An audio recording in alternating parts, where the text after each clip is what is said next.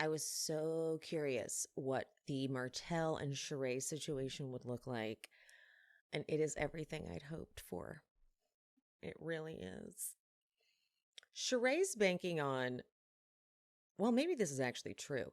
Maybe there isn't a huge amount of Bravo watchers and Love and Marriage Huntsville watchers. So maybe she's really banking on people not knowing that Martell is, I think I could even, Martell is worse than Tom Sandoval. Martell is worse than Ralph Pittman. Martell is worse than anyone we've seen on Bravo. Martell is like Love and Hip Hop bad. Martell is, I mean, there's no word. I've not even, and I haven't even watched all of Love and Marriage Huntsville because Spectrum decided to drop the OWN network. So I'd have to pay to like do OWN streaming or something. I'll figure it out. But also I couldn't catch up with all of the seasons, and it just, things happen. But when I started watching Love and Marriage Huntsville, I'd announced it on my Instagram, and I was bombarded with DMs from people being like, no, you like the show only shows part of it. There was like social media stuff that happened too, where he was humiliating his wife, Melanie. Like he got the baby mama pregnant, and then they had drama online. Like he's trash. Do people change? Sure, but not Martell. Martell doesn't change. Not Martell. Like that's why it's such a joke that Sheree, it's one thing to just to be like, I'm having a good time. That's why those people that knew who Martell was, it was like, if she's just having fun, that's fine. Like, I'm okay with that. But she's trying to, she's trying to present it, only like Sheree would. It's exactly like I pictured it. A little delusional. No, a lot delusional. And Kenya is delivering just as I hope she would too, with a really weak, I'm a part of this not storyline, but like bit, like I mean, she did say lightweight. He lightweight tried to hit me up too. I'm like, but you don't even have the DM. Nothing was there. So it's all working out exactly as I'd hoped. Let me put it this way. Sheree has no reason to be mad at any of these women, at Candy or at Kenya, for making a mockery of this man. Honestly, no. Anyone who knows of this guy ahead of time is like, okay, don't. The headlines they were throwing up on the screen should say everything. But that's Sheree. That's Sheree. I'm starting to think that Sheree has like a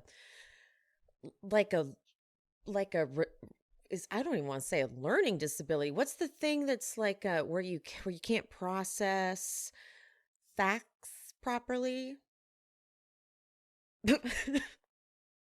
But I'm serious. It was like last season when the whole thing with not getting to Sonia's shoot happened, and she just couldn't understand that she wasn't there at the time she needed to be for when the van left. And she didn't, like, she legitimately didn't get it. I'm like, I think something's wrong, you know? But that, are we exploiting her? No, we're not. I'm not going to go down that road. No, thank you. I'm not going.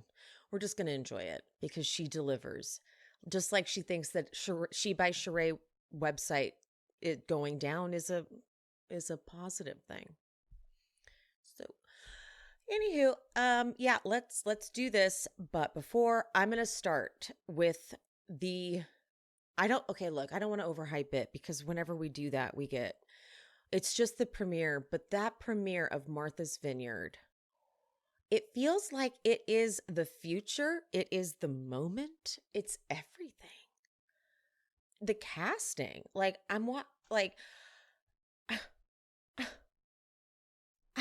I can't. It's so good. But let me also address the elephant in the room. in case you were wondering. If you're new here, you may not be wondering this, but if you're returning, you're like, where's Kendrick?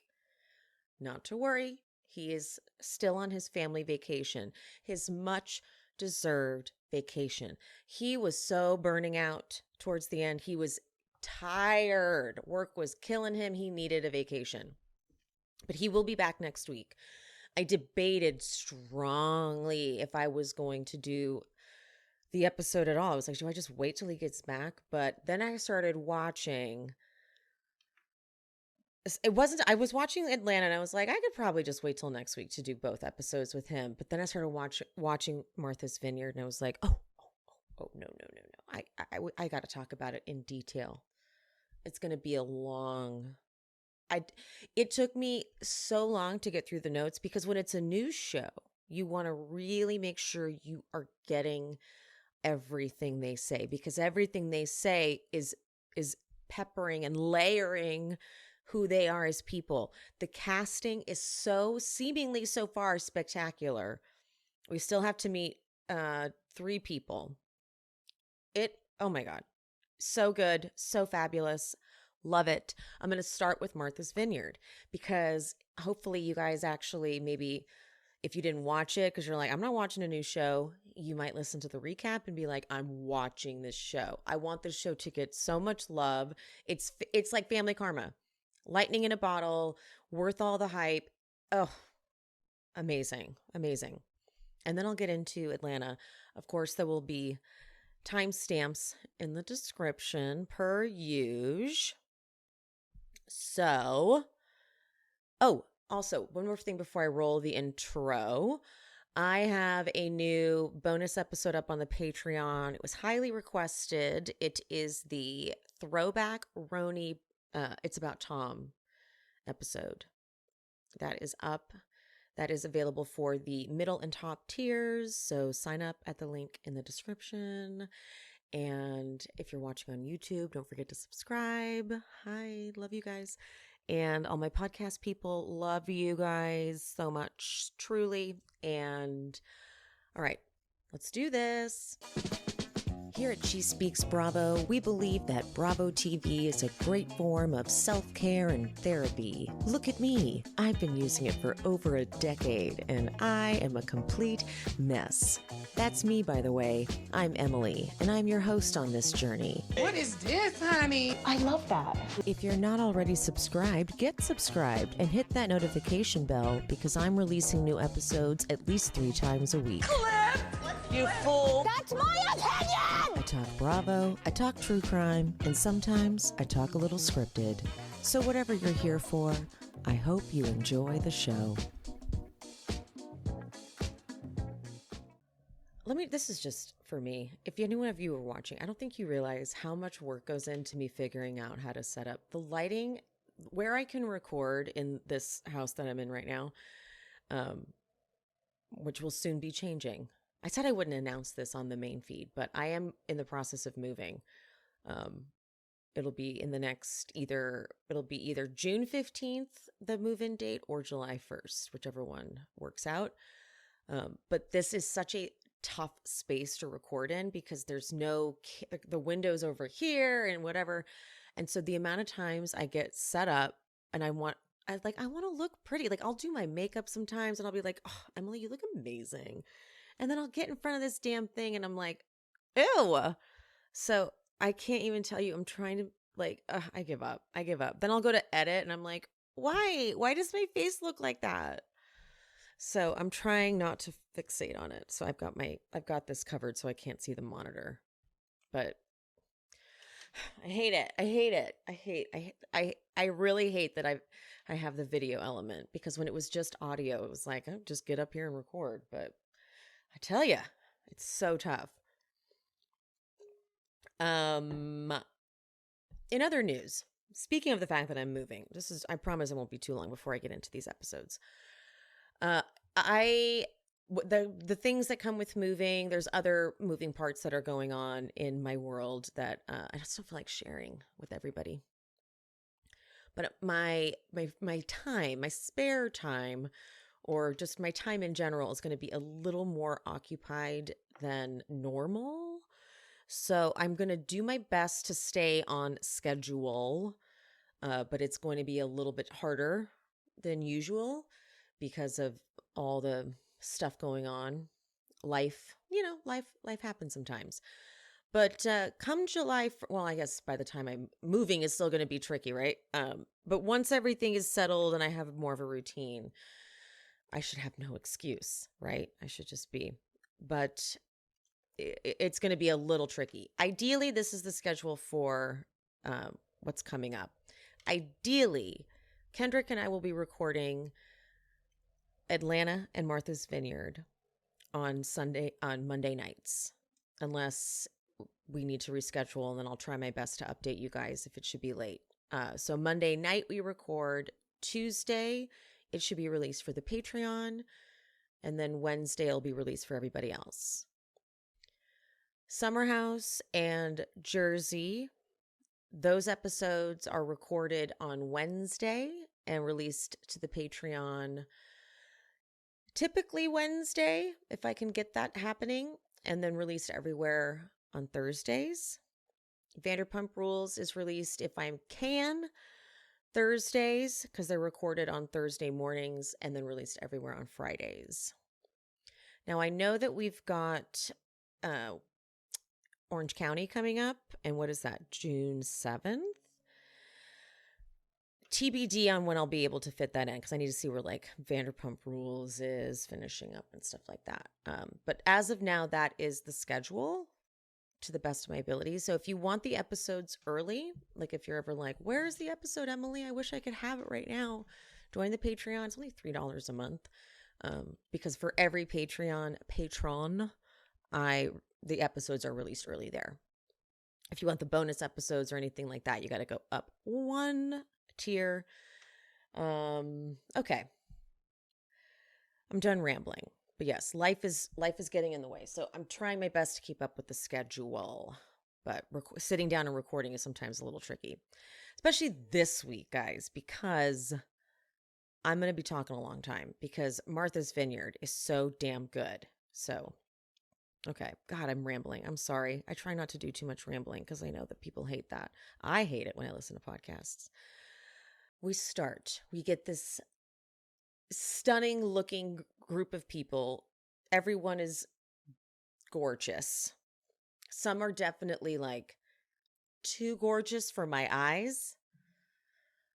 But we get a little history. It's 10 times more exclusive than the Hamptons because you need to get there by either boat, plane, or helicopter. Chic. Although those little tiny planes freak me out. They're going to be at Oak Bluffs, and it has long been a location destination for African Americans. So already I'm like, give me the free history here. Give it to me. Then we get a real cute montage of them like fighting in the intro. And I'm like, oh, yes, I love it. I want to see. We get the drama. We get the history. We're about to get, it's just beautiful. They are doing this thing where they are showing day 1 of 15, day 2 of 15. So this is, I don't know if it's just an editing choice or if this is super significant or what. But they don't do that on the other Summer House. I'm really having a hard time seeing the value and why it has to be attached to Summer House. I guess that's a marketing thing. Like if you attach it to something popular, like if you franchise it. But it's not. To me, this doesn't feel like a Summer House. To me, this feels like Martha's Vineyard. It is his own fabulous thing. But I guess people need familiarity. So that's why it's called Summer House Martha's Vineyard. I'm like, we better not be doing a bunch of summer houses. But then again, but they have to get the formula right. You know, like look what's happened to the current Summer House. It's a whole mess. So they need to figure out what they want the structure to be. Like the house itself. I mean, you can upgrade the house obviously once the budget kicks in, you know, like Jersey Shore, Geordie Shore, all the shores, you know, you can do that. But like the concept is you come to play in the house. And if you don't want to do it anymore, you leave and you retire. But it's not like I'm going to keep it going. We first are introduced to Silas and Jasmine. And you can just tell when you meet Jasmine, you're like, oh, you're a handful. But, in a good way, right? Like in a way that's like, this will be good TV. She's going to bring a ton of energy. You can tell she's not going to shy away from conflict because she's not going to think it's conflict. She's going to think it's righteous. And I like that. I like that a lot. She's like, I am Mrs. Cooper. We were married in June. So as of June 2022 was 3 months prior to this. So we are in June, July, August, September. So this really it was a year ago. And they met in Oak Bluff. So this is very full circle for them. Next to arrive is Preston. And he is an attorney, and we love Preston. He is a queer activist, he says. And I'm already like, it's about fucking time. It's about fucking time we get that kind of person here. It's about time.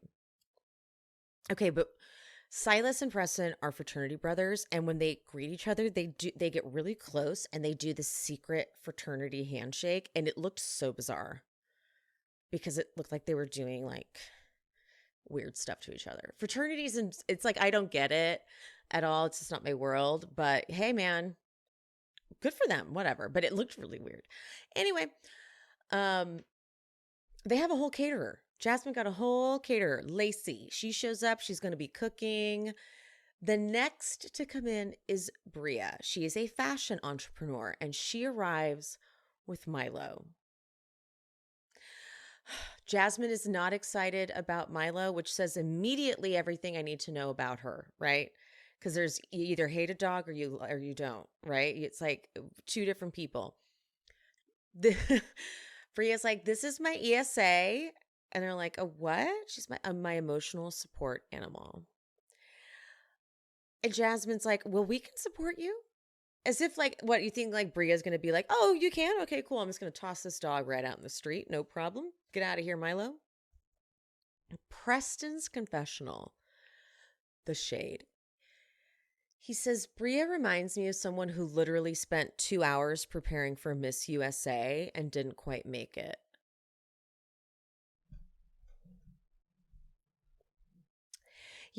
I mean, like... We got a Reed Queen on our hands, and we're obsessed with that. We need that. This is why you need a gay person on the shows. Okay. This is what regular Summer House Hamptons, I'm going to call that, is lacking. Where's your gay? And Steven, the first 2 seasons was not it. Anywho, Jasmine, which I did not see this coming. Jasmine met Bria when she was a Playboy bunny. They met in 2019 at the Playboy Club. Now let's stop there, because after the recent docu-series on A&E about the Playboy Hugh Hefner of it all, I would like to ask, I wonder if they would ever tell us if anything crazy happened, because there was some crazy stuff that came out of that. If you haven't seen it, it's on A&E. I don't know I think I have the A&E app because I have Spectrum, but you must watch it. Secrets of Playboy. I mean, prepare yourself though. It's really dark. Very, very, very dark. Trigger warnings, like look up all the trigger warnings. It's really, really scary, but Playboy is not great. So we'll be getting in. So that I just have questions. This is also where Jasmine met Shanice and Jordan. Shanice we will not meet, but Jordan we will. Oh my God, I'm in love with her. But we find out that Jasmine's like, I wasn't as close to Bria. And this right here, I said, wow, this is casting right here. This is casting. Let's take the very kind of uptight Jasmine and make her invite Bria, who she knows, but she's like, I didn't really love her. Brilliant.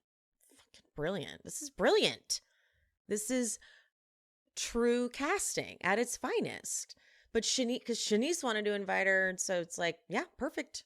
Because this is TV right here. This chick, Bria, with her emotional support animal, not checking in, because you know you need to check in. You know you need to check in.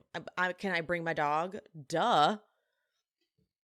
So Jasmine gives Bree the tour of the house, and she's like, so here are the guys that are coming. But Bree's like, I am wifed up. And we hear that not only does this woman come with Milo, her emotional support animal, but she's also dating a man who lives in Germany. And you're thinking, oh, maybe he was in the army or something. He just happens to be in Germany. No, he's an older white man, very white looking guy, not very attractive, who lives, his name's Simon, he's there, been dating him for 5 months. Now, okay, Jasmine has a nice shady confessional where she says, I can't keep up. It's always a different guy. It's a different somebody. I wouldn't be surprised if in 6 months she was like, Simon who? Do you just see? This is just magic. I'm like, I have goosebumps. Okay. So they sit down around the table for a little bit and they just kind of chat. And then they talk like Jordan. We get Jordan. She's driving up and I'm like, okay, let's meet Jordan here. And she's on the phone. She's talking to Shanice. Now, we don't know these people yet. So to hold our attention is not easy, right? You hear Shanice say, I don't know, but I'm probably going to sleep with somebody. I need some penis. It's beautiful. It's stunning. It's really. And Jordan says the last time that she was there with Jasmine and Silas, they were engaged. So the dynamic is going to be different now that they're married. And says that Jasmine can be a little Betty Crocker-ish. And, well, that was spot on, right? I couldn't really tell how beautiful Jordan was when she was in this car. So I can't say I was too in love with her yet, but it's coming. It's coming. Next coming into the house, Jordan's still on her way, but next coming into the house is Nick, who's titled a sports manager, and Alex, who's titled an advertising creative director. Alex has met Jasmine in 2019 through work, so he doesn't know Silas. It's very important to get these. This is why it took me so fucking long to do these notes, because I was like, I'm going to get all of this. I need to know the tree, the Venn diagram of all the connections, because I also just think this was so smart of casting. Like, they had to sit. You could tell they sat with these headshots, if you will, and went, okay, this person knows this person doesn't know this person. That would be good, right? And Nick and Alex, who've arrived together, are fraternity brothers. Now, remember, Preston and Silas were fraternity brothers. Something to note, Preston did say when he got there that Silas and him did not get along when they first met, but they're cool now. But Preston says about Nick and Alex, he says, they look like Kappas because they're Kappas, like pretty boys. And I mean, they are pretty. They are pretty. Nick, in his confessional, says, I respect all frats, but Kappas were the penthouse. No debate, no discussion. I love a little frat flex among men like this. I don't typically like it. It just hits different when it comes from black men saying it. Why does it feel so different when white guys say it? I guess there are the uppity white fraternity guys, but still. Why don't I like it? When they do it, it's cute. I don't know. These guys, maybe it's just these guys in particular. Preston and Silas, you see, they are alphas. And Silas, in his confessional, says, alphas are the first black fraternity. So on Father's Day, Preston and I expect Father's Day cards from Nick and Alex. Is that true? We find out Alex, he doesn't drink alcohol, and he's vegan. He respects what he puts in his body. A glass of wine every full moon or blue moon or whatever he says. I can do that, but I feel better when I'm not drinking. He speaks in like a whisper guru meditation voice, like he's always doing a guided meditation. I love this casting.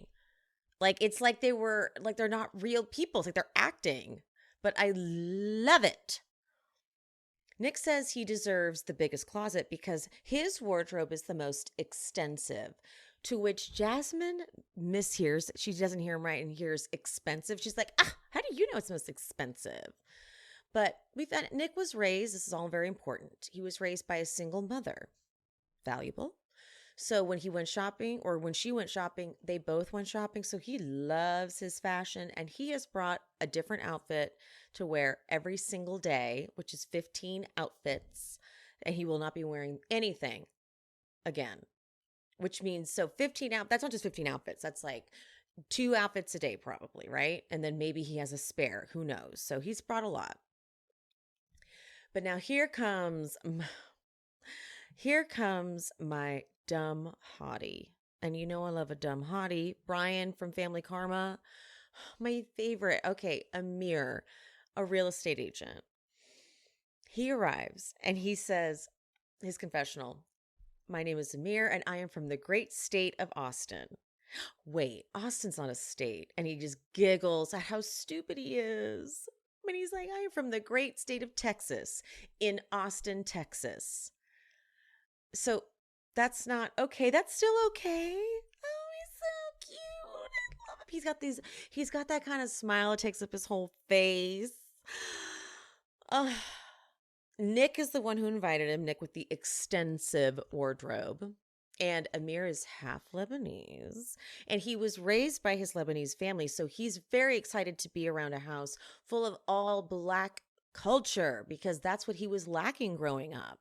And he immediately loves Milo, the emotional support animal. So, I love him. Love him. And now Jordan arrives. She's introduced as a model / DJ. And I'm in love. She walked through that door and I was like, oh, my word. Because she's not just beautiful. She's sexy. And Silas's confessional is shady. And I'm like, oh, okay, I'm not going to like Silas. But he's like not meant to be liked. Maybe he'll soften. Maybe that'll be his character arc, which I'm excited for. I'm very excited to see the character journey. But he's like, Jordan is a great friend to Jasmine, but she happens to be the party friend. And Jasmine is a married woman now. Got it. We're not going to like you. We're in a party house. So what are you trying to say? You know? Jordan goes on the tour of the house. Jasmine's taking her on the tour. And the men are in the gym, which, me likey. And she bumps into Amir. And it's like, chemistry. And his confessional is that he was actually introduced to her in a group chat. So obviously I did my research, which cuts over to Jordan saying, after college, I moved to New York, and that's when I posed for Playboy. I am the 4th Black Playmate of the year and the very last. And I was like, the last? I wonder if is that intentional? Regardless, Playboy, I have questions. I just do. It seems like she didn't have any bad experiences, but she's hot. Like gorgeous hot. Sexy. And her and Amir liking each other. I'm like, okay, yeah, keep flirting, make out, do sex tape. I don't know. I'm just throwing out ideas. Shut up! That is so stupid! I really wish I had known about this company when I was sending out all these gifts to my clients. Nuts.com is one of those companies where if you are someone who needs to send out client gifts, like client appreciation gifts, I find that to be one of the most challenging things in the world. Snacks are usually good, but I'm in Los Angeles. Some people are health nuts. Some people don't like chocolate. I don't know. It's tricky, right? Nuts.com is kind of perfect for this. You can do like cashews, gummy bears, olives, popcorn, saltwater taffy, trail mix, sesame sticks, dried fruits, chocolate covered espresso beans. Hi, you know? Okay, so now obviously that's for the gifts for those people. But don't you just also want to snack on those things? Because it's not just nuts that they have. It's not just gifts that they have. They are like a one-stop shop for freshly roasted nuts, dried fruits, sweets, pantry staples like specialty flours, and more. Their wide selection means that there's just something for everyone. Nuts.com offers plenty of gluten-free options, organic choices, and other diet-friendly products. Also would be something perfect if you know that your client has dietary restrictions. I'm just saying. So whether you're looking for something sweet, savory, or need to stock up on everyday cooking essentials, you're bound to find something to try. You can shop a la carte at any time too, or you can opt into hassle-free auto deliveries so you never run out of your favorite items. And if you are already stocked up on the things you want, they sell directly to businesses. And here's the thing, you snack with satisfaction, knowing that the quality is top priority at Nuts.com because they roast their nuts and pop their corn the same day that it ships, so they reach you deliciously fresh. Since 1929, they've been doing it the, quote, old-fashioned way. One taste and you'll know the difference. Right now, Nuts.com is offering new customers a free gift with purchase and free shipping on orders of $29 or more at nuts.com/shespeaks. So go check out all the delicious options at nuts.com/shespeaks. You'll receive a free gift and free shipping when you spend $29 or more. That's nuts.com/shespeaks. Mariah comes in and she's introduced as a nurse slash screenwriter. And now she's known Jasmine since her freshman year of college. And now they throw up some fun flashback, throwback picture from 2011. And she knows, she's like, the only people I know in the house are Jasmine, Silas, Preston, and Jordan, making it very clear like who the friends are, right? Who really, really know each other from a while back, right? Mariah has an energy. She's got the funky artsy hair. She's got the voice. Like her voice has got this cool bass to it. It just feels she's got a unique presence, and I'm excited for that. And she even says, my strategy for everybody else I don't know is don't start, nothing will be nothing. I went, uh-oh, that's okay. Amir, Nick, and Alex are playing pool, and Amir literally calls dibs on Jordan. And Alex has this look on his face like, he's the guy, because he's the guided meditation voice guy, that's him. He's like, sure, I will hypnotize her with my poetry. Because then Alex's confessional producer asks if Amir has a chance with Jordan, and he just sips his drink. Because Amir's not for a woman who's trying to meet someone who wants to get to know her and be all deep. No. Amir's for someone like me who's tried that, and I'm like, I don't need to talk to you too much. Okay? Because we'll get further into it. He just wants to, he's Brian. He's Brian from Family Karma. And if you don't watch Family Karma, oh my God, watch Family Karma. But they should hang out. Oh my God, they should hang out. Oh my God, they should hang out. I'm having so many ideas. So they have this little truth booth set up. It's giving me the same energy as Ultimate Girls Trip. You know how they just have like the camera set up so they can go in and talk to it. And the first one in there is Preston saying that he's already picking up, on Jordan and Amir having a little chemistry. And he's like, oh, I'm ready to stir the pot. Don't you worry. We can tell. Nick also says, though, that he's got some eyes for Jordan. And in his confessional goes, but if I'm pursuing a woman, she won't know it. She will feel that energy that I'm reverberating to her. Smash cut over to Jordan's confessional saying, Nick has slid into my DMs, and I put him on restrict. I was tired of the hard eyes. I was tired of the fire signs responding to my stories, which I thought was whack. I love it. I love it. I fucking love it. Okay? Preston comes into the dining room because he's a shady, shady queen.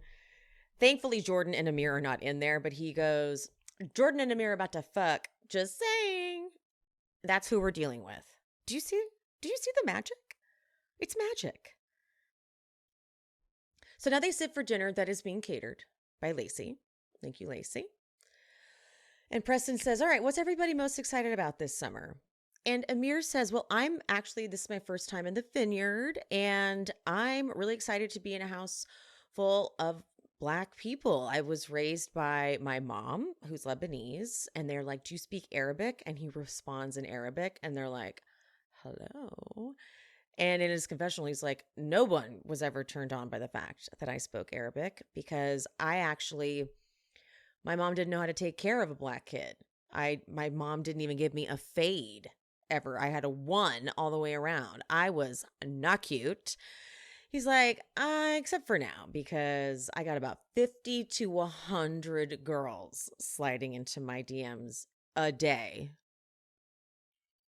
I mean, how do you even manage that? How do you even know? That's got to be an exaggeration. A day, 50 to 100 in one day. I mean, he's cute enough, but my God, are you sure half of those are real? Preston then goes, okay, Jasmine, how about you? What are you excited about? She goes, I'm looking forward to expansion in the sense of expanding community. Mm-hmm. Every year we do this is for a purpose. It's not just to do it.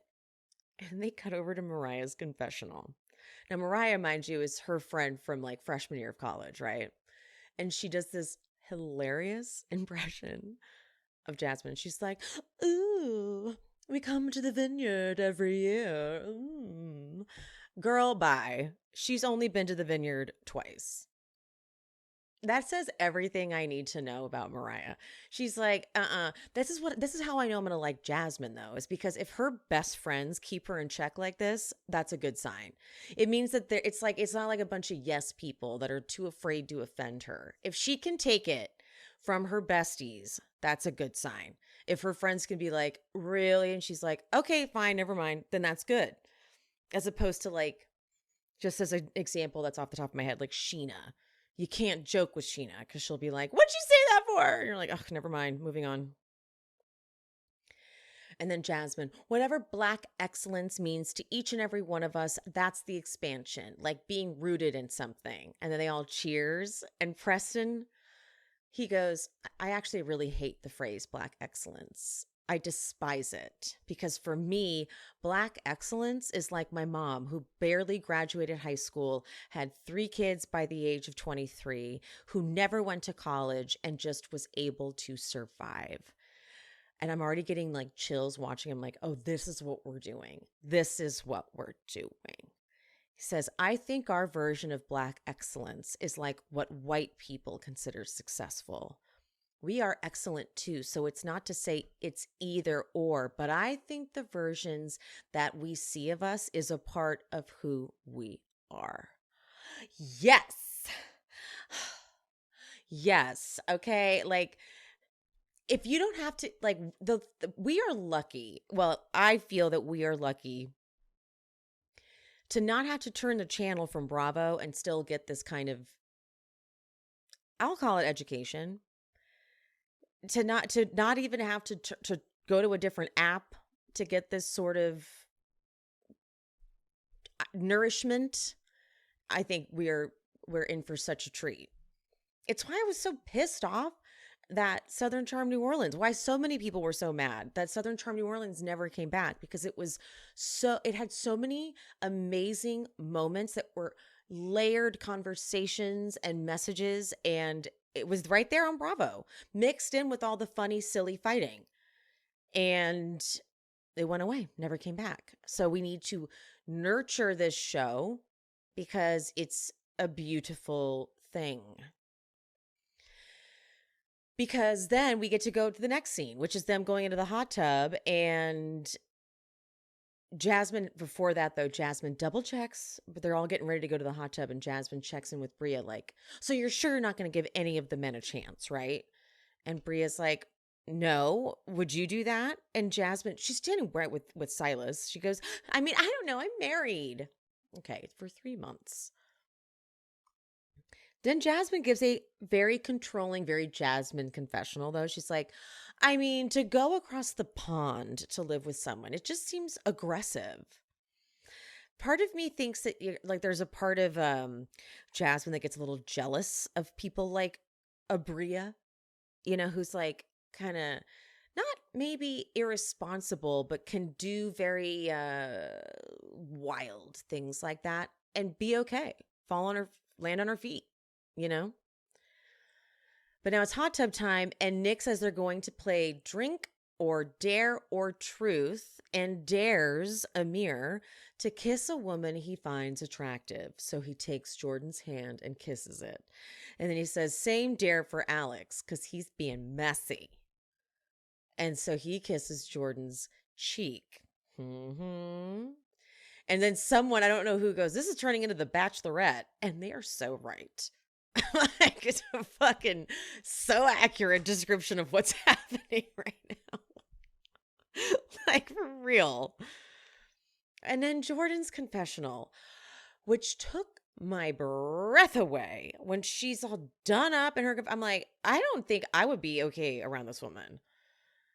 She goes, of course he wants to kiss me. Hello, nobody in the house is blind. Why don't you dare them to ask me a question or get to know me in some way? Like, we get it. I'm cute. What else? Now, I remember actually when I was in my heyday of hotness, I remember saying that to someone. Like when someone would say, Emily's so funny, I'd be like, thank you. But when I find out someone said I was hot, I was like, okay, thanks. Now I would kill for that. I'd kill for someone, like they said you were so hot. I'd be like, fuck yes. Hell yes. Nailed it. But I remember back in my heyday being like, I can't help how I look. Like, I just came out like this. I didn't really do much to get here, but to be told I was funny. And so Jordan's like, yeah, I did Playboy. I'm sure everyone thinks I'm hot, like whatever. So she's like, please don't make this be what this is. Like, the guy is just doing this the whole time. Unfortunately, I would be. Remember that episode of Friends when Denise Richards guest starred as the cousin and they would do the slow-mo thing where she'd take her hair down and whip her hair around slowly and the music would come on and everyone was falling for her, even Ross. And so they sent her off to Phoebe's, and it's like the last, like it's as the credits are rolling, the end credits, and even Phoebe falls for her. That would be me with Jordan. I would be Phoebe, like, oh no. I mean, not even kidding. Anywho, Preston dares Mariah to give Nick a lap dance, to which she does not do. She doesn't even, kind of. Then Bria dares Alex to sing a song, and we find out that he is John Legend's cousin? Was that what it was? So can sing. Doesn't drink. He's vegan. They're magical creatures, all of them. It is bedtime though, and Silas asks for a quickie. I'm like, oh, thank you. All right, next morning. Nick is already up and cleaning. The reason I'm pointing all this out is because we need to get a sense of who these people are. We're just meeting them. So we need to everything is important to take note of because we need to really create the characters in our heads. Jasmine walks into Jordan's room. She just walks in and pauses. And Jordan is not turned around, but she just goes, yes. And it just really showed how close they were, right? Like you only would do that with someone you're close with. It was cute. Jasmine's so jealous, though, because she sees that Jordan actually took off her makeup. Do we not relate? Like, if you don't do that and then you wake up and you see your friend did, you're like, damn it. I didn't know we were doing skincare routines.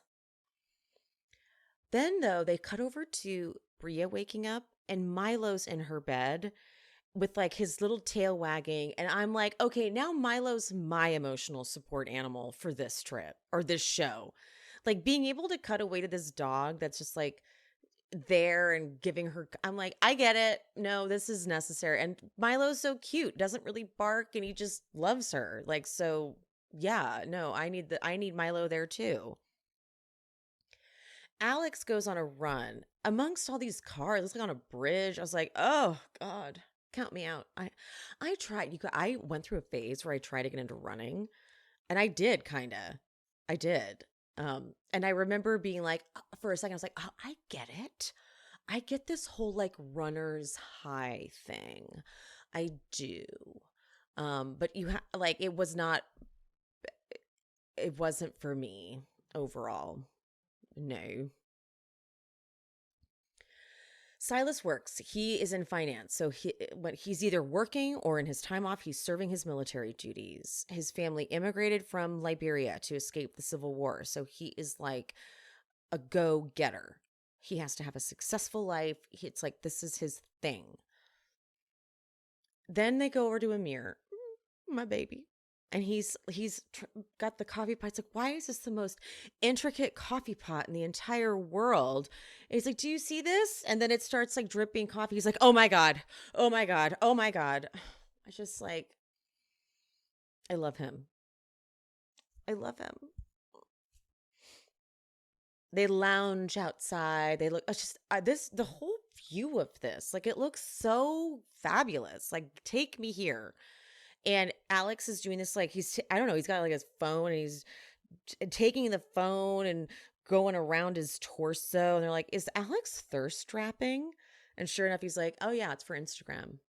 And Alex would get on my nerves after a while, but I'd also kind of like as a boyfriend, who am I kidding? Not like he'd be interested in me. I'm rejecting him. He hasn't even met me. But like he'd be a really fun person to have around for sure. Like I'd keep wanting to ask him questions to say weird stuff, you know, like he's just such a character. Okay, so they're lounging and then Mariah goes to Jasmine, should we go right? And I'm like, right? What? But it turns out Mariah tells the story. She says, Jasmine calls me up and she's like, hey girl, come up to New York. Little did I know she was getting evicted. And then Jasmine's confessional, which really took me by surprise because she seems so like kind of perfect. And she goes, lo and behold, the way New York works and the rent be rentin', we end up living out of her car. Now, let's really take that in. Being homeless in New York, living out of a car, that's intense. Mariah says that they were taking showers at Planet Fitness, the homeless life. Dude, that is not easy. That is like, that's a rough fucking existence. That's very scary. Like, I love being home. I need to be home. I watch the TV so I can take notes, so I can do this. So that is it. That puts a whole lot of buttons in you. And it really made sense with the way the rest of these little dramas go with the dog and stuff.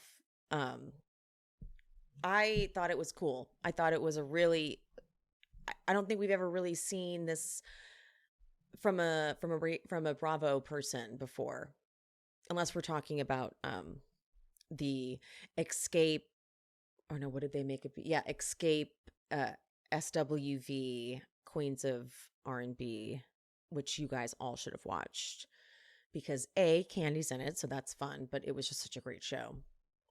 But that's a big thing to have in your toolbox there. But anyway, they were told that their story is so amazing that they should turn it into a show, and they did. And they cut to a clip from Rock Bottom, which is the name of the TV pilot. So they get into the sunroom and they notice the dog hair. And they're both just like, absolutely not. Absolutely not. And so something that I did, because I went through a period of time where I was kind of obsessed with people who had been unhoused and what it did to them and how it affected them. And something that they said they found so sad is that because they'd been unhoused, people assumed that they would just live in whatever, like they'd handle anything. And so you would think that this dog hair would be like, whatever, I've lived in a car. But actually, they take much more pride in their living space because they didn't have one. And where they did live, even if it was outside, this was their special area. And they took a ton of pride in it. So they are all creeped out by it and they're getting tape. And as they're getting tape, they see Milo's in the pool. And I was like, oh no, the dog is now in the pool. And they're getting pissed about there being dog hair on the couch. And Jasmine's confessional, like, this dog is shedding everywhere. But on a white couch, you just kind of can't ignore that. But the way Jasmine sticks her head out of the house and she's holding up the tape to show Bria, she's like, your dog is shedding. But Bria is absolutely a little princess. She's like, I mean, I don't know what to do about it. I can't do anything about it. I'm like, well, yeah, you can. You can get a lint roller and you can like take it, you can get it off the couch. But like, listen, you know me. I'm an animal lover. I have cats. Like, but if I took my cat somewhere and they were shedding, I would be going nuts, like cleaning up after them, right? And so Jasmine and Mariah sit back down, and Jasmine goes, we can't even have an adequate writers' meeting without dog hair being everywhere. The drama. I loved it. Then Mariah goes, wait, did Bria tell you about her bringing the dog before getting here? And when Jasmine goes, no, Mariah goes, okay, okay. So she goes and she's like, Bria, can I speak to you, please? Can we talk to you? And this is such a like serious sit down. When Bria comes in, they're like, yeah, we need to talk, which you're going to be on such the defense when that happens. So Jasmine starts by saying, and she's got such a look on her face. She's obviously very triggered, as I said, as I've prefaced. And she goes, you really should have talked to me about the dog being here ahead of time. And says that Alex can't even do his yoga without their shit being all around him. Bria's like, where? Because I picked everything up. And they show her absolutely picking it up. And then Jasmine goes, how would you feel if I showed up here with, I don't know, a tiger? Now, you see, what happened there was she thought she was going to be able to say something that really made a lot of sense, but it's like, a tiger? You messed up. Bria says, you're being insensitive about the dog, and that's not my problem. This is my emotional support dog. And Jasmine says, emotionally, I feel disrespected.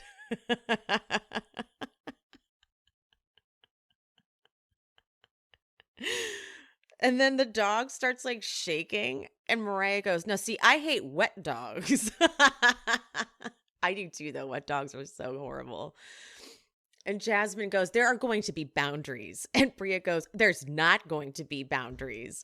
Now Preston has joined the chat and he goes, okay, he's like translates. Like, I think what Jasmine's saying is she just wanted a heads up. And Bria goes, this is my business and this is my dog.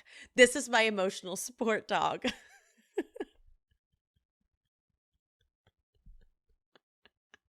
And Jasmine goes, first of all, and then Bria says, I'm not doing this. And then she tries to go, and I respect what you're saying. Well, you literally don't. And then she goes, and the dog is going to be fine.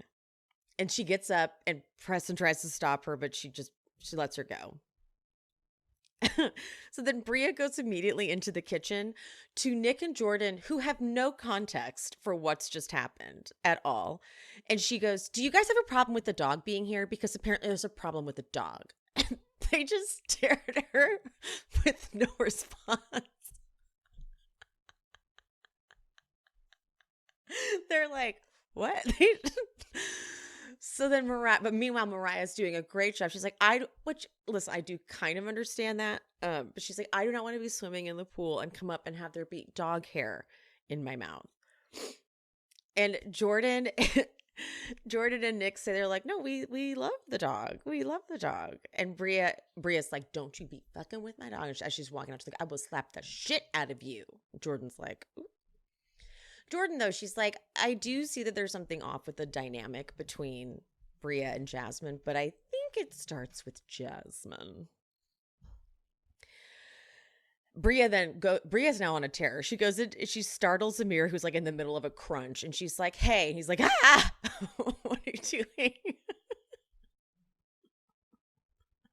And she's like, do you have a problem with the dog? He's like, what?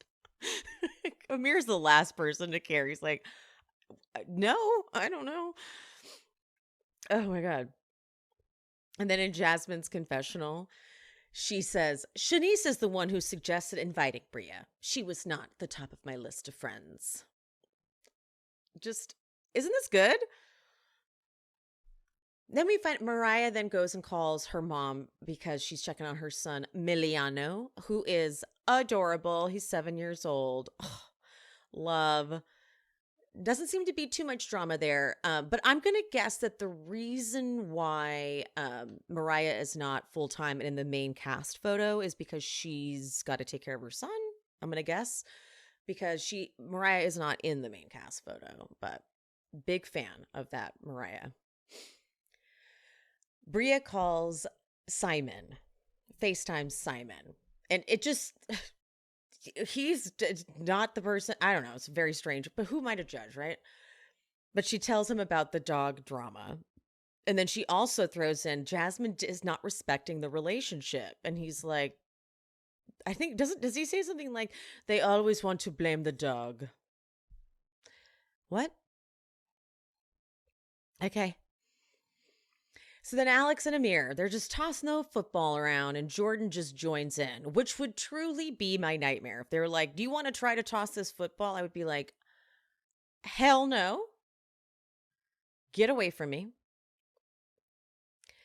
But they ask her about her life outside of there. And she tells them, this is where she leads in with like, after doing Playboy, I had to kind of make sure that people aren't just like a fan. So that's why I've been celibate for a year. And they go over to Alex's confessional. And he's like, I think that's really beautiful. There's something really great about focusing on yourself. And I've taken that path before as well. And they go over to Amir's confessional. And he goes, going without sex for a whole year? That's a no for me, dog. That's a no for me. See what I'm saying? It's just, he's not gonna get with. She may fuck him, but I would go with Alex if I was her. Then, okay, inside, that Nick guy brought those leg compressor things. If you watched Shaws of Sunset, the last season, you saw Reza putting his legs in those, but he's putting Bria in it and he's like zipping it up. You may have missed it, but sorry. She goes, I give consent. And he goes, yeah. And she goes, no, I'm kidding. Sorry. That was very, very funny. Because it was like, that was funny. Sorry. That was funny. Okay. But then, so Jasmine doesn't see her because she's on the couch, and the way she walks in, she wouldn't know anyone was on the couch. Preston can very much see her from his angle. So he knows as soon as Jasmine comes and sits down and starts saying, this morning when Bria was so difficult, I'm just like, what is happening here? We're going to have to talk this out. Preston's looking at her and he's like, looking over. And Bria goes, I'm right here. Jasmine, she really bounces out of this well. She goes, when did you even get there? And Bria's like, I'm doing physical therapy. And Jasmine sounds so excited. She goes, what? Nick brought this? Oh, I got next. And Bria's like, okay. So then Bria goes, let's talk. Jasmine, I thought, really bounced back from this well. She says, look, if I have offended you, I apologize. It's a very vulnerable position to curate a group like this and make this vacation happen. Cut to her truth booth, which I love. Jasmine says, I'm triggered. I'm a wife now. There is a sense of stability. I still have some habits that I picked up from living out of the car. I feel like I still have to be in fight mode, defend myself, and Bria's kind of pushing my buttons right now. I really respect that. And Bria says, no, I get it. I should have let you guys know. Facts. I'm sorry for coming off rude. You did. And also, I feel offended, though, about you not respecting my relationship. To which Jasmine apologizes, and then they're interrupted by Jordan, Amir, and Nick coming in. And Bria's like, whatever. Like, in her confessional, she's like, I doubt that was sincere, but we're moving on. And then Jasmine goes, guys, we're doing a clean slate all-white dinner tonight because now Bria and I are good. They're like, okay. And Bria, you could feel Bria being like, what? I'm not doing that in honor of us being cool. Oof, I just had some technical difficulties. So if you notice a difference in audio and video and all that, I apologize. I did my best for continuity, but anywho, on the way to dinner, some of them note that there are no streetlights, which is wild, right? And Alex and Nick note that it felt plantation-y when they were coming in last night. And Mariah says that a lot of slaves did actually go there to be free. And Preston gives us a little bit of history of Martha's Vineyard. Oak Bluffs opened the very first inn for Black vacationers. They even got their own Black beach. That's, the history.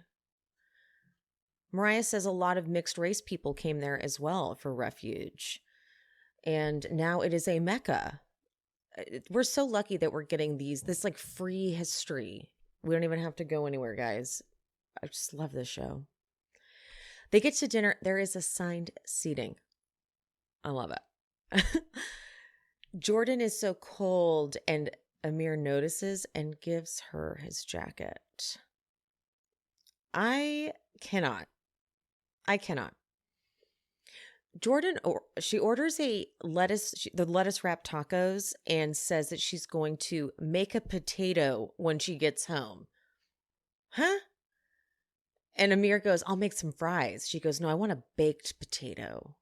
Look, I do love a good baked potato. Actually, I haven't had a baked potato in so long. Ooh, with sour cream. Ooh, butter and sour cream. Both of those things. Oh my God, that sounds so good. Oh my God, with some chives. Ugh! I don't mess with bacon anymore. I decided to never ever eat pork again. I'm slowly getting off beef completely. And just doing chicken, and then I'll slowly take out chicken.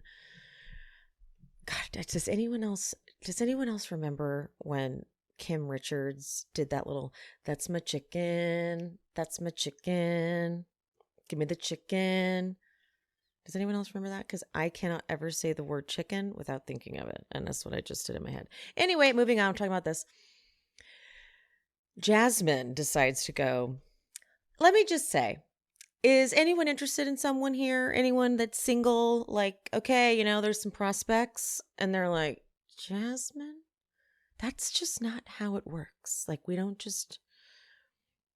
The food, thank God the food gets there and they're eating, and Jasmine goes, I just want to circle back to the struggles of singlehood. First of all, you don't say circle back in real life. That's a email thing. But they're like, all right.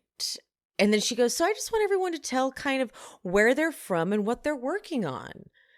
We can start with Jordan. And thank God Jordan says, I would love just to have like an authentic conversation. One without a prompt. Yes. They all were like, and they all go, yeah, me too. Yeah. And Jasmine just goes, okay. So see, I'm still liking it. She goes, I can be a lot, and that's all right. And I'm okay with that. I am who I am. Mariah asks if Bria and Jasmine talked, and they said, yeah. And she says, yeah. Jasmine goes, we all worked at the club together and we bonded because we were the only Black girls there. And so we have like a sisterhood. Silas decides this is a good time to chime in. And he goes, yeah, I respect the sisterhood, but there would be times where I was in training and I would call at 2 a.m. and her and Jordan would be out. And I'm just like, and you can, Alex, everyone's like, what? But then Alex goes, I can totally see Jordan being the toxic friend. What the fuck does that mean? They keep showing, like they go to commercial and they come back and they keep showing this countdown. Now it's day 2 of 15 and it's 7:31 p.m. And Jordan goes, toxic? Why? Because I want to have a good time? Alex claims he was kidding, but I don't know what he was doing there. I don't know if he thought that would be funny or if he wasn't kidding, or I don't know what he was doing there. But that was, you were playing with fire there, buddy. So Jordan asks Silas, what was I taking her away from? And Silas says, I don't know, it's, 2, 3 in the morning.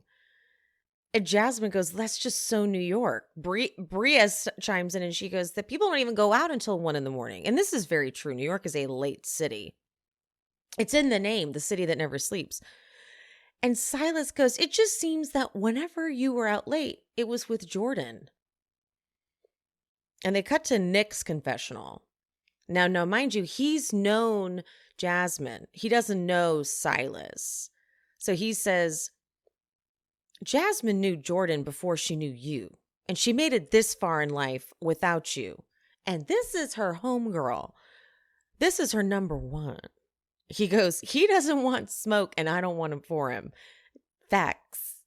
Like, I don't know what you're doing right now. This was weird audience to do this in front of, too. We're in a party house. We're about to have a good time this summer. And what do you think what audience do you think you're in front of that's going to be like, yeah, Jordan, what were you doing out that late? What were you, yeah.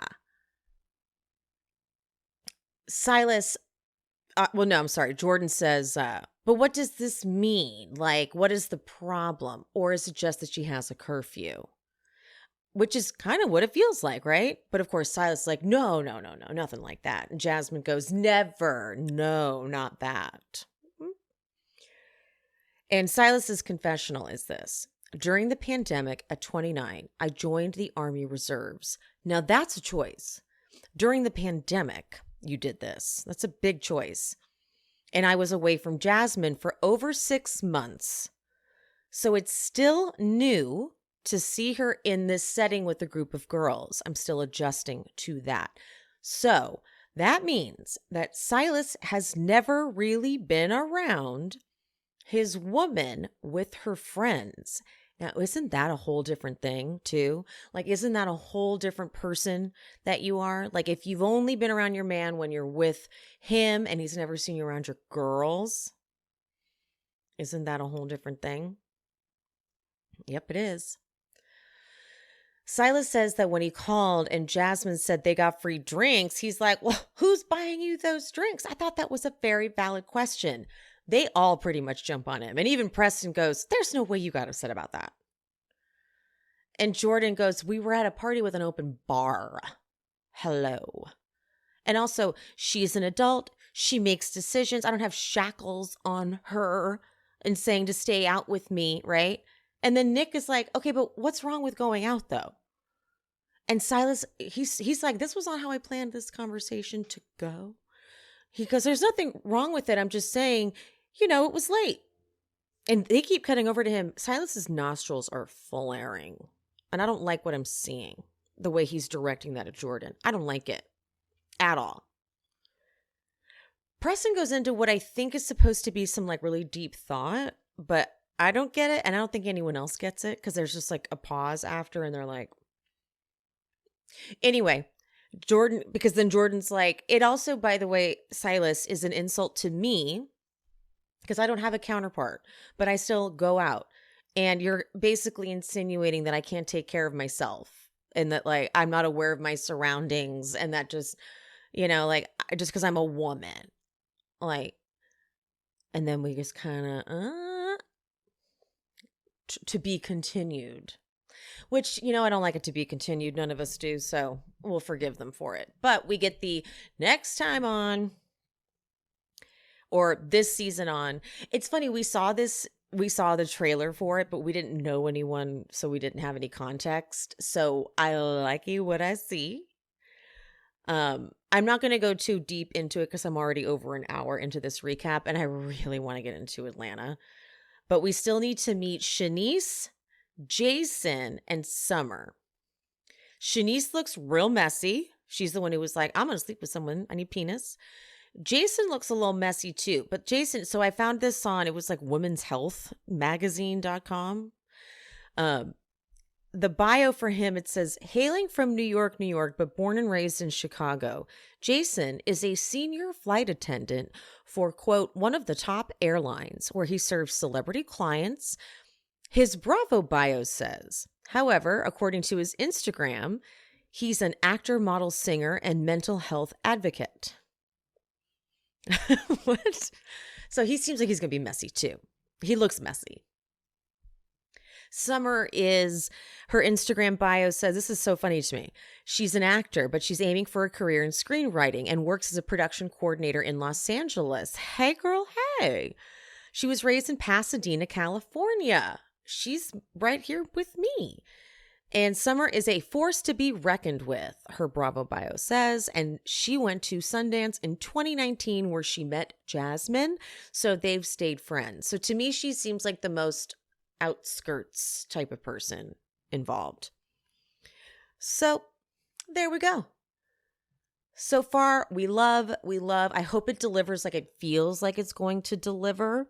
I shared a bunch of bios and people to follow in my Instagram, and a lot of them replied because, they're new. They were excited. They want the show to do well. So I recommend following all of them. Just look up the cast. Go to like bravotv.com and look up the cast. Follow them, support them, show them love, and that's all the pitching I can really do, okay?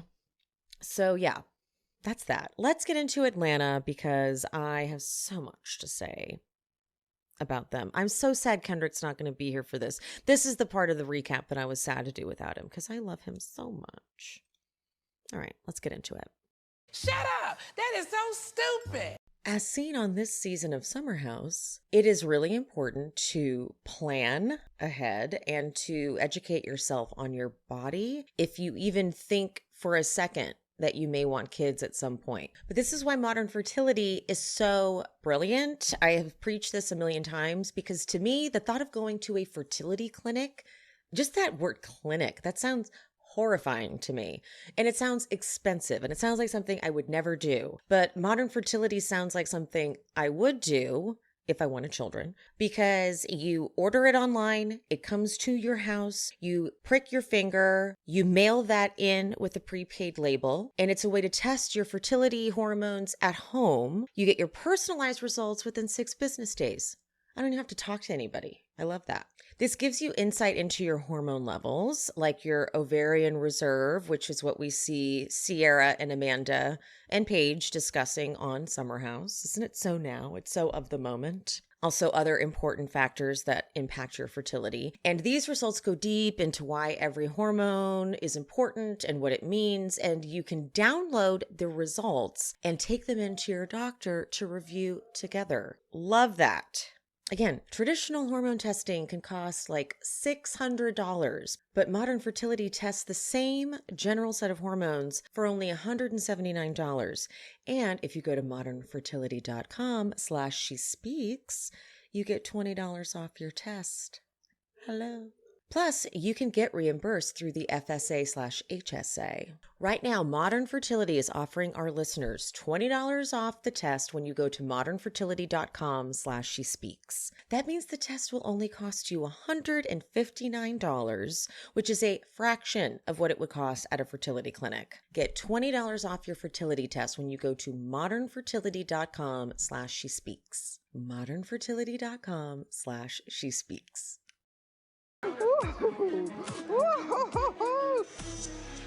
Dude, they got me hooked in the first couple seconds, right? The sexy opening, just, they looked gorgeous. Maybe I just don't remember, but I don't remember seeing them in this like 20s vibe, but it's like the slow-mo, the black and white, and then it's scratch cut too.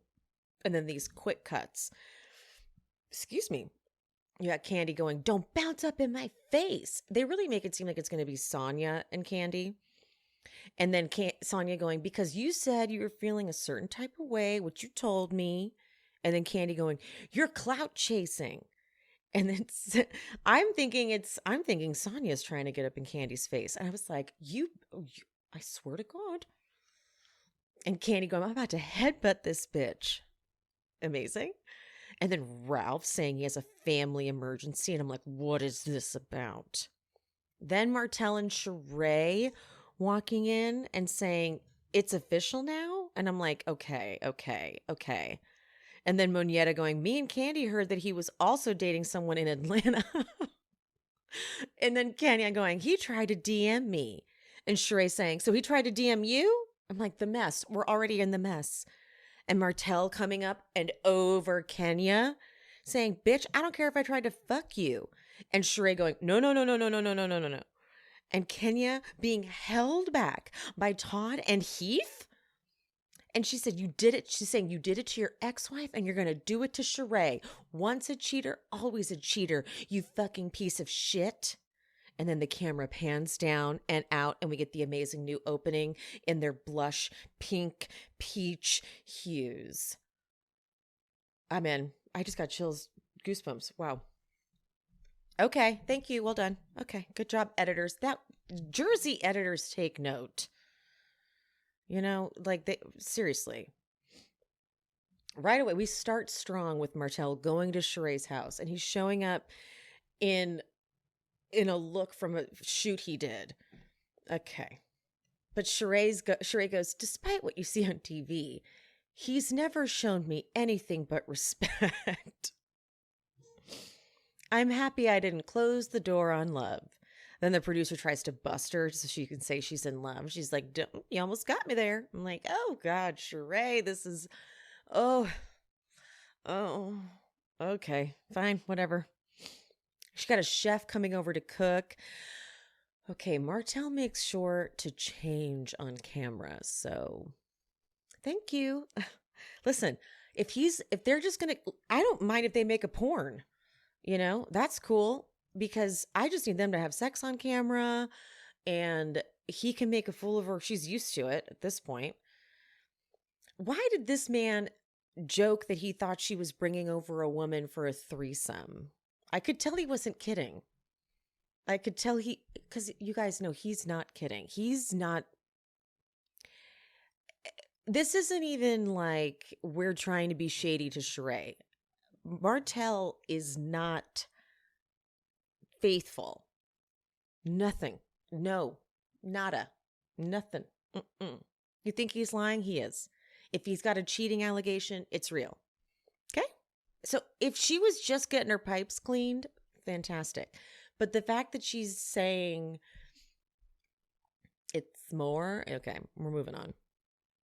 Sheree brings up Sonia's party for Ross and says, Candy's going to, you can see her little face. She's like, Candy's going to be there. Ready for him to say something. And Candy had called him an opportunist on her YouTube channel.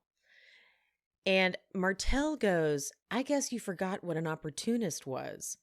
Your husband. Aren't they like 3 feet tall, both of them? Now, is that even an insult? Their height? So they're short. Okay. Their physical features that they can't. Martell is just in no position to be insulting someone, honestly. For either Sheree or Martell to be insulting anybody. Sheree has no right to insult Candy for anything. Candy is such a successful human being. Sheree. Martell. Honestly, because I think he just has to leave Love and Marriage Huntsville at this point. He's got to go find a new, I think, sure, he could stay on the show, but he's burned every bridge at that point. He might as well go to Atlanta, honestly. And Sheree says that Kenny has been texting, how's Martell? How's Martell? And Martell goes, we've never met, have we? Put a pin in it. Go to Candy's office and Carmen's there. Hey, Carmen. Of course, Don Juan, because he's never going anywhere. And Don Juan, being messy, says, have you talked to Sheree? Candy goes, no. She looks like that. She's like, done. And Don Juan says she's not selling anything. And Candy just calls it a big disappointment. And they flash to House of Aaron, he's famous now, the famous YouTuber, talking about the website being down. And they cut over to Sheree's confessional. She goes, people look at it and they think that's not a good thing. And then I honestly couldn't even follow what she said next. And I wrote, but blah, blah, blah, I'm blessed. Okay. Ooh, my allergies just kicked up. Ooh. Hold on one second. Ooh. Okay, got it. I like that now Candy is just shamelessly throwing shade at Sheree's business abilities because Candy really tried. She really tried. She tried to be as nice as she could, try to help her out. But Sheree's a mess. Sheree doesn't know what she's doing. And Candy has every right to make fun of Sheree. And go for it at this point. I was a little concerned when Candy said that Ace is saying to her she works too much, and then they flash over to Ace calling her while she's in her confessional and being like, I want you to help me. This is sad. Like, Candy is working a lot, and that is sad. They give Kenya such a moment for her entrance. I'm talking like we're getting a slow-mo pan up moment. Then Monietta just comes in. They give her nothing. They're like, oh, hi, Monietta. But Candy right away is like, Mo made me mad last year. Monietta's like, oh, here we go. Candy goes, Mo didn't take up for me. I'm like, damn, she said that, like right away. Candy made sure, like, you're not walking into this season and not answering for that, okay? And Kenya recognizes a moment to be messy when she sees one. So she goes, how did she make you mad, Candy? Please elaborate for the cameras, because I actually don't know, even though she probably has already heard. Candy goes, she sat up in Marlo's bed. And they flash to last season when Monietta talked to Marlo, and Marlo was like, she said you gave your nephews away. And Monietta just, I mean, yeah, I vaguely remember, kind of feels like 10 years ago now, but I vaguely remember Kendrick and I being like, ooh, that was a little weird of Monietta to even go talk to her. Monietta's confessional, though, she says, I did feel some type of way that she thought I wasn't sticking up for her, but my girl knows, she knows I like to get both sides of the story. But, I'm sorry. I hope we don't see a rift between these two. I don't want to see that. I hate when the person who brought you in is the one you feud with. I don't like that. Unless it's a completely fake thing. But you can tell Monietta and Candy are legit friends, Kenya went on I think Monietta hooked them up, and she met Roy, and she is crazy about him. You can feel the glow. You can feel the woman glow coming off Kenya.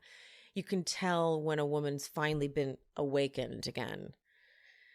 But Kenya brings up the beef between Candy and Sheree. Kenya had her list. She's like, let me start here and work my way down.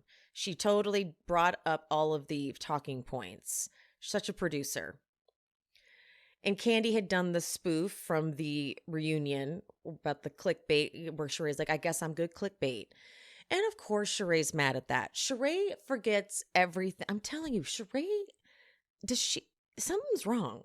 Because Sheree forgets everything she says, but then gets mad when you say something. It's like, but you said something first. So like you would think it's just fun banter back and forth, but no. Then they talk about Martell. Oh my God. Once again, if you hear a difference in the audio and the video, it's because I had another technical issue. Pure user error. Pure user error. Moving on. Candy and Monietta do this hilarious little dance when they talk about Martell. They're like, the streets be talking. And according to the streets, he's kicking it, quote unquote, with some other girl in Atlanta. I believe it. Just believe anything you hear about Martell. And they show all these headlines on the screen. And now here's where Kenya gets so silly messy. She goes, he lightweight tried to reach out to me. And Kenya hadn't even accepted the message, but they're like, let's see. When she accepts it, there's no message. Meaning he must have unsent it, which wouldn't shock me that he was getting on the show, was starting to date Sheree, and he went back through his messages and was like, ooh, unsend, totally forgot. That's why he goes, have I met her? Because this man is serial cheater. He could teach courses. Actually, no, probably not even that, because he's so bad at it. He gets caught every time. But it's a problem. But then Kenya, messy again, another third talking point to hit, brings up how Todd and Candy were fighting. And Candy cries talking about their issues because Todd is writing a movie and is mad that Candy isn't making time to produce it. Todd is sounding like a little baby to me, because can't you do it? Haven't by now with dealing with Candy, like haven't, I guess, okay, maybe I'm being an asshole because he does really help her get everything she wants to get done. But he did this thing where he like wouldn't move around the table read for her, but would move it around for the business partners. And then she cries being like, don't make me look like I'm the bad guy. And then Kenya gives her sisterly advice to find time for your husband. I don't want to see you in divorce court like me. Kenya, there is no comparing the two. So when she tries to do like speaking from my experience, there is no comparing. Mark and you were like not a thing compared to Todd and Candy. No offense, but it's just facts. All right, over at Sonia's house. All right, I said I always want a second season from someone to give him a chance. I also am excited because now I feel like I have the right to just not like Sonia, and I don't now. I tried her first season to be like, oh, I'm, giving it a shot, but I just don't think she has it at all. Because she has her parents there and her sister Sheree, was that her name? Or Shari? And her sister's husband, who they call Riz. And that man is also her assistant. And so Sonia's thing is she's planning Ross's 40th. That is her chance to redeem herself from last year. And Sonia starts going over the details of the party. And she's talking to Riz about it. And she's like, is being my assistant harder than you thought? And as soon as he answers with much harder, I was like, uh-oh. She's like, you're always trying something, a podcast, an interview, a flight here, put this on my calendar, something. And Sonia's reasoning for having him be her assistant is that he's trying to get into the real estate market. And she thought it would help him make contacts. And I guess I get that in theory because then he's going to be making phone calls and stuff. But how do those contacts translate into real estate? Like those are different. It's like it's just kind of to me, that's condescending, being like, but then you can meet people and then they can connect you. It's like, those aren't real estate people though. And her sister is like, you don't have boundaries, and gets in her fucking face about it. You're trying to find something else for him to do instead of letting him eat his dinner. And you could tell Sonia's like, we're not supposed to do this on camera. Because she is trying not to have this conversation on camera. But Sheree's like, oh, I will have it on camera. Because she goes, and another thing, we all know that we eat dinner at 6:30, yet here comes Sonia walking in asking, hey, kids, you want to go outside? And I have to be the bad guy. And here's Sheree goes in her confessional, Sonia doesn't have a schedule, so if she gets home at 11 p.m., she'll text me, hey, can you cut off my wig? Uh-oh. And when she was running track, she was the priority, but now she's not, and that's a struggle for them. Ooh, this says a lot. This says a lot about kind of why maybe why people didn't connect to Sonia, because she feels like entitled, but we don't get why. And her family's like, nope. Her family resents the hell out of her. Over quick moment over in Candy's house where Candy's trying to like have family time, and you got Todd with his AirPods in screaming at somebody being like, I'm finishing up the script. And Candy being like, I'm trying to have family time, Todd. And he's like, well, I'm finishing up the script. And he just looks like a baby. He looks like a giant baby. You never see Candy acting like this, right? You never see that. Over at Marlo, and now we get to see Marlo catching up. God, the boys have grown, have they not? Michael and William. I'm obsessed with Marlo's oversized earrings in her confessional. I have a lot of logistical questions about them, like physical, aerodynamical questions about them. But I have questions. But I am sad to find out that her sister is out of jail and has not even been in touch with the boys. That makes me sad. But anyway, now she's got a life coach coming over who's doing work with them. TBD on how often they've worked with this life coach. They do seem comfortable with her. But Sharon is her name. She starts off and she says that they're in a unique situation as a family. They've now been together for 3 years. I didn't realize it had been that long. And she says, you didn't know anything about parenting and now you're a Monty, right? And Marlo says, and I made one mistake and I feel like the most awful person. And William says, we were having problems too. And he says, you put a lot of stress on me, but it's okay. It changed. I thought he was going to say, we put a lot of stress on you, but I had to go back and really make sure I saw that right. He says, you put a lot of stress on me. Ha!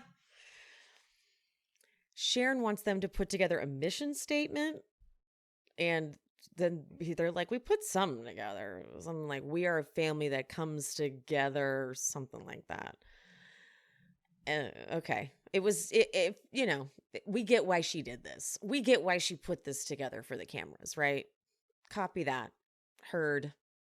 Fair enough. You had a tough season last season with them. So Sonia goes over to Sheree's. Sheree is wearing a She by Sheree outfit that's $274. And I'm not kidding. But I think people found it on AliExpress for, cost. So they work out, and after they're done with that or in the middle of it or something, Sheree's friend Courtney comes over. Right away, the way Sheree describes this woman, I'm like, this doesn't make any sense. She says she's a Capricorn. She is no nonsense. She's not a fake person. She's just an all-around girl's girl.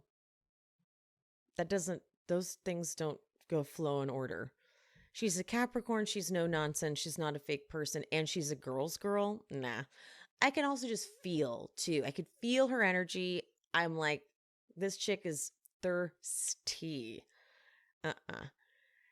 They sit down and she says, I have a marketing consulting company and a jewelry brand. Sonia has talked about how she invited Drew reluctantly. And I was like, oh yeah, I forgot you guys don't like each other. Sonia made very little impact. And I heard the audience when they said they didn't want her back, but I thought she deserved a second season to see if she learned her lessons from the first season. Okay. Courtney says about Candy, she seems cool, but did I tell you she was calling around asking some people about me? I heard she said that we were friends, meaning that Courtney said she was Candy's friend. Now do you hear how ridiculous that sounds? Already I had to piece together what she was trying to say. She was trying to say that Candy was calling people and saying, did you hear Courtney said she was my friend? So out of nowhere, Candy just decided to say, no, what'd you say, Courtney? Okay, I already got your number. And she's pulling out my Instagram, which I think it's interesting because I think you are global and you are worldwide. So why are you concerned about me? No, we're not. Okay. So you're thirsty. You're coming in. You're going to pick a fight with Candy. I know everything that's happened here. I can already see it. And of course you're Sheree's friend. Of course you are. Sheree, though, can't wait. She wants her friend to come on and take down Candy because she's pissed. And then she says Candy has a lot of time on her hands because she has time to make memes about me. Candy has no time on her hands. Candy has been doing a lot with all those spoofs, though. I gotta say, I know that they're funny, some of them, but some of them are just cringe. Candy's still that nerdy theater girl, right? She, in my opinion, not all of them are great, but a lot of work goes into those things. Not all of them, but a lot of them. Some of them are hilarious, though. Don't get me wrong, but she does a lot of them, and those take a lot of time. And I'm like, girl, do you need to do that many? Like, that's a lot. I'm not trying to be shady at all, but a lot of work does go into me. Like when I even make like something for Instagram for the sponsors that do the podcast, like it's good to make social media stuff. So because like it helps out, right? Those take me forever to do like a full wig, makeup, glam, whatever, acting it out thing. Those take a while. And she has a full thing, but it's for Sheree to say Candy has a lot of time on her hands. I'm like, Sheree, you have a lot of time on your hands. What are you actually doing with it? And Sheree's confessional is the only time Candy is not talking about people is when she's eating or sucking D. Did she say, I don't know if she said in a locker room or just not in a locker room, but Sheree, get a new line. Sonia wants off this topic, though, because she's like, I'm good with Candy, so I'm scared. Please don't make me a part of this. So Courtney goes, okay, yeah. So is that glow you got because of Martell? And Sheree's like, oh, yes, I'm enjoying him and blah, blah, blah, blah, blah. But then Sonia goes, I just don't want you to waste your time because this is Martell. Sonia has spent $100,000 on this party. I just feel like, how do we go from the party she threw to I don't know. Marlo has a very funny moment though. She's talking to her like stylist or whatever it is as she's getting ready to go to the party. And she's like, this is the first time I'm going to see Candy since New York. Now, it's funny when I had EP from Reality Bites on the podcast, we talked about this. I think we did. Or maybe we just talked about this in real life. There are shows that can't say at the reunion on camera. They can only say like in LA or in New York, and we know what they mean. So it's funny that even on Atlanta, with all the headlines and all the stuff that kind of breaks the fourth wall, they can't say at the reunion. So she had to say since New York, which is at the reunion. Because Candy also did some sort of like spoof thing on Marlo and her edges procedure. And Marlo goes, stick to that, baby, because Broadway isn't working out for you. Okay, Emmy nomination for Best Revival of the Piano Lesson. That didn't age well, did it, Marlo? Marlo does admit it was funny as hell, though. But Marlo, I get that it's funny that she does this thing where she like stirs the pot, tries to get Candy going, and then she'll later be like listening in. But Marlo just has such an identity crisis as a housewife that it's not working. So she's like, I'm going to feud with Candy, but not really get what I'm doing with that. So I'm going to just stay on the perimeter and watch it happen. Like, what are you doing? All right. The party, the entrances, the editing, the sex appeal, oh my God, it is so hot. They look so good. My God. But Kenya asks Ralph where Drew is, and Ralph goes, she's not feeling well. And we've got a family emergency going on. How does he say that it's Ralph, but it's like, this is such a weird thing to say out of your mouth. We've got a family emergency going on. Okay, why am I looking at you then, dick? God. All right, I gotta say it. Candy's headpiece. What the fuck is that? It's not good. It's not, what is it? Is it on the top? Is it a wraparound? What is it? It was making me nuts. I wanted to take it off her damn head. She would have looked so good in one of what Kenya and Marlo had. Oh, it's so weird. I hate it. Because it's like it's stuck only on the front and it's sticking out. I hated it. I just wanted to take it off. Oh, God. God, sorry. Apparently Courtney is Ralph's cousin. At one point, she's like, we just found out we're cousins. I'm like, I don't know if you want to claim that. I would back away slowly from the Ralphs of the group. But then again, I already can tell I'm not going to like you. But I feel like she wants to lean into being the villain. That's Courtney. Courtney has decided that she was going to come in, feud with Candy, and that will be her thing. So, okay. Sonia and Ross come in, and I kind of like that they make the entrance and go right to the welcome speech. I think that's the way to do it, actually. I think you come in, hop on the mic, give the welcome speech, and then you say your hellos. I think that's the way to fucking do it. I needed to know though, was Ralph gonna keep the scarf and coat on the whole time? He nailed it. Ross is my man. Ross is hot. Last season when he had that character arc where he ends up realizing like, I might have been a little selfish with this whole second kid thing. I was like, okay, this man, he's hot. He is so sexy. Now the ladies are all greeting each other, and then they see Sheree and Martell. And Kenya's confessional she's laughing. She's like, why is he here on your arm? Candy goes, last year she was with Mr. Community Service. This year she's with Mr. Community Property. I mean, come on now. I know that Sheree's been on a tear on Twitter, but that's just how Sheree just gets buzzed this way. I feel like Sheree does silly things on camera and then she goes on Twitter, and because she's good at throwing shade, she's good at her one-liners. But honestly, like, what were you going to expect? Like, what's Martell? Martell cannot be taken himself seriously, but he does, and so does Sheree. And so you had to expect them to come armed and ready to go.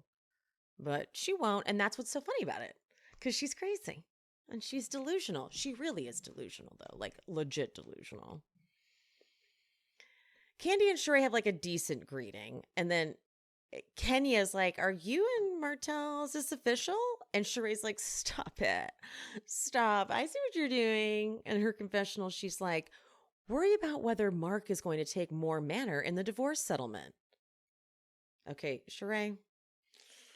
Like, but this is Atlanta. And okay, here's where I want to remind everyone. This is the type of shit they say on Atlanta.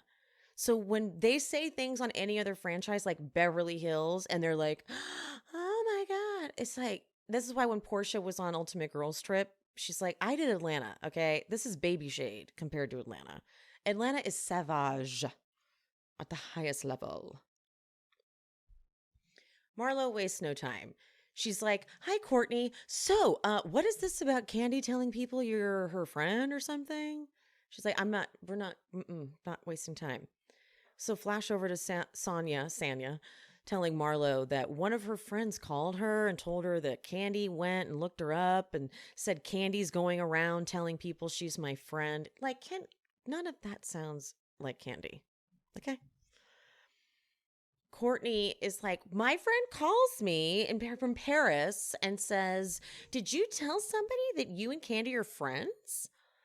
And Marlo goes, well, you're going to have to say something to her about that, though. That's, yeah. You have to do that for sure. So Candy talks to Kenya and Monietta about Martell kicking it with another woman in Atlanta. And they're like, well, maybe Sheree knows. And so Sheree walks up and Kenya's like, I want to talk to you. Martell is clocking her. Martell, by the way, is he's definitely used to walking into parties knowing I've talked to her separately on the side. I've tried to get with her. So he's used to walking in armed and like on alert, right? So he clocks Kenya talking to Sheree and saying, I want to talk to you. So he says something like, oh, is this a side conversation? He knows. He's always in trouble. He's always up to something. Okay. So he catches on. Meanwhile, Courtney, Sonia, and Candy talk. Courtney starts talking with Sonia, like all casual, like, oh, the party turned out great, blah, blah, blah, blah. Then she taps Candy and said, Dina called me from Paris and said, and as soon as she tapped Candy, I went, ooh, don't you touch her. Okay? Don't you fucking touch Candy. Do you hear me? She called me from Paris, says, hey, did you tell somebody that you and Candy were friends? I was like, what? And she gets this real screwed up face. And it's so clear that she's got an attitude.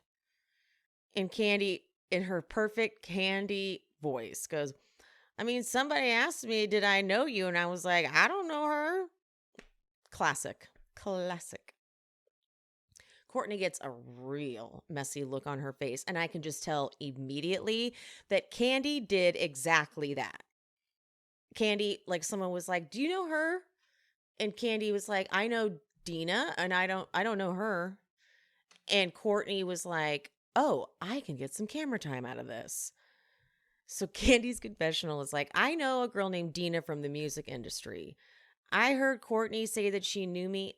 I don't know. Nobody else who knows Courtney. She goes, and that is not even shade. That's just facts. And Candy says to her face, I don't really know you like that. Courtney is doing so much of the head because she knows she's in trouble. And she's like, this will get me on camera, right? She's like, I didn't say that I knew you. I said we were in similar social settings. Got it. Haha, got it. So who'd you say that to? Who did you say like, no, I know Candy. You said this is what you said. You said, I know Candy. We were in similar social settings. And that person went to Candy and said, do you know her? And and she said, I don't know her. And then it got interpreted as, well, she said she doesn't know you. And now Courtney's embarrassed because she tried to claim that Candy would know who I am. Candy would know me. Yeah, for sure. We've been in the same social circles for a while. No, Candy doesn't know you. And so Candy goes, okay, well, what's the energy? And Courtney goes, the energy is that you know, so I was just kind of shocked. And so you are trying to say, how embarrassing for you, Courtney. You are trying to say that Candy knows you, and she's literally saying to your face, I don't know you. And you're admitting that you're mad. She said that she doesn't know you, but you're saying you never said she knows you, but now you're admitting you're mad. She said she didn't know you, girl. And Candy goes, if we met each other before, that doesn't mean if somebody said your name, I would remember you like that. Oh, that is so bad. Like, bitch, if I shook your hand one time at an event, I don't think I could. That doesn't count. Oof, I love it. And then Courtney goes, okay, that's okay. I didn't say that. And Candy goes, okay, well, you don't need the crazy energy. So now Marlo has slid in behind Courtney to overhear what's happening, which is, yes, a funny meme. I'm sure people are memeing it left and right, but I'm like, Marlo, this doesn't count. Okay, you got to figure out the happy medium. But it's still funny. I give her that. Meanwhile, Monietta is talking to Sheree with Kenya. And Monietta lets her know that, like if it's serious, then we've been hearing things about him dating someone else in Atlanta. How Sheree didn't expect this, I don't know. But Sheree's, or maybe she is, and she just wanted all the sound bites she could get. Because she says in her confessional, Monietta didn't say 5 words before. And I actually don't understand what she was trying to say here. She goes, girl, honey, this is a Ferrari. If he's cheating with another girl, that is a Toyota, and that is a downgrade. That's on him. So you are admitting he's cheating? And if he's cheating, it's with someone lower than you? So he is cheating? What? Sheree, what? So are you doing this just for drama on the show? What? Are you just setting yourself up to compliment yourself? Okay, whatever. I'm tired. Sheree, you're a mess. Back to crazy Courtney, though. Let's go back to her because she's crazy. Courtney goes, I heard that you said I claimed you as a friend. Okay, you did. You clearly said, I know Candy. Yeah, we run in the same social circles. And when she saw a picture of you, Candy says, I asked them if they knew you. And Courtney goes, okay, well, that's not how it came back to me. She's not even listening. Candy goes, and when I saw the picture of you and Dina, I knew her. I did not know you. The truth is, I don't know you. And then Courtney goes, okay, and I don't know you. And I don't claim to know you. Yes, you are. Yes, you are. And Candy goes, okay, what I'm saying is, and Courtney starts to get real animated. And Candy goes, back, back. Ooh, I'm going to use that.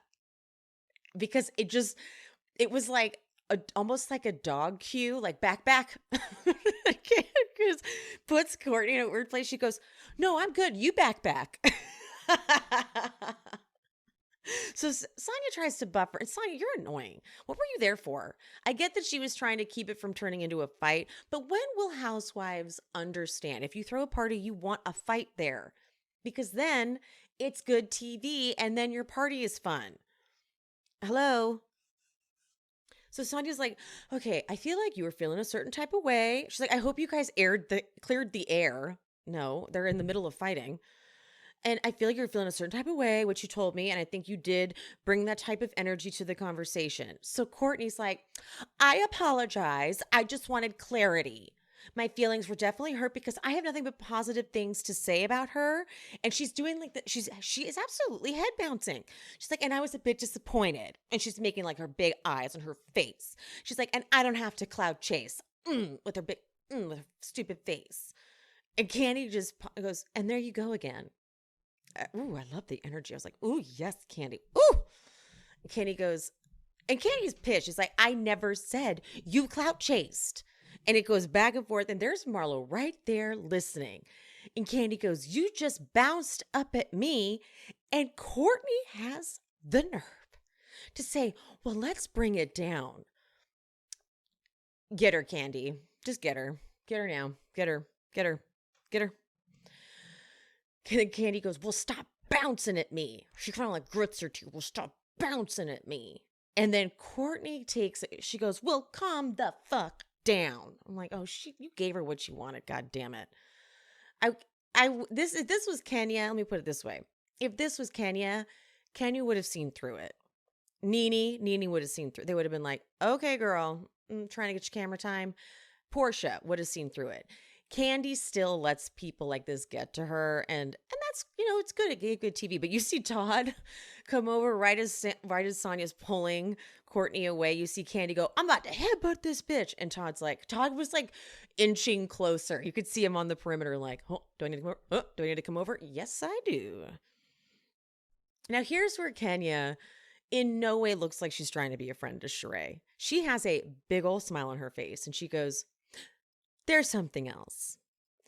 You should know he slid into my DMs too before. Sheree, she's laughing. She's like, okay, well, show me. And Kenya keeps trying to like get her lines in because she's like, no, the scene isn't over yet. Okay. As a friend, I would just want someone to be honest with me. Oh my God, guess what? Another technical difficulty. Back to Kenya though. So she goes, as a friend, I would just want someone to be honest with me. And Sheree's like, well, let me see it. And she's like, I didn't want you to hear it from anyone else. She's like, let me see it. Mind you, there's nothing to show. There's no message. The message was blank. It just proves that he tried to contact her. And at that point, that's really bad evidence. It could be anything. It could be like, hey, are you going to be at BravoCon? So Sheree goes, well, guess what? He's here. Let's bring him over. And the way she motions him over. So then we get like what's to come next. So it's like we get these flashes of Kenya going over and yelling, what did you say to this queen standing in front of you? And then Sheree going, you're trying to create a narrative that is really fucked up, which is hilarious. Something that happened 2 years ago. I'm like, okay, yes. Is it silly of Kenya to be acting like she's in any way included in this? Kind of, because she's really not. But Sheree, there is no narrative to create for anybody. This is Martell. Like, I implore you guys to Google him and just see the list of things. Like, it's hysterical that she would in any way, I would be laughing at it. But this is Sheree. This is Sheree. This is what she does. Okay? But we're going to have a really good season, I can tell. I can just tell. We got Candy, who is exhausted. She's tired. She's cranky. It's perfect. I'm really, Todd sucks. Okay. Todd needs to get it together. Right when I start to like Todd, I'm like, dude. And if you watched Candy and the Gang, no one likes Todd. He needs to start delivering and being a lot more supportive and not, he just seems like a little bitch. Excuse me for saying that, but still, he needs to stop pissing me off. Like that matters. Stop pissing me off, Todd. Anyway, I'm really happy that Kendrick's going to be here for the season, though, because it's so much more fun with Kendrick. If you guys are new and haven't met Kendrick yet, just wait. Kendrick makes this even better.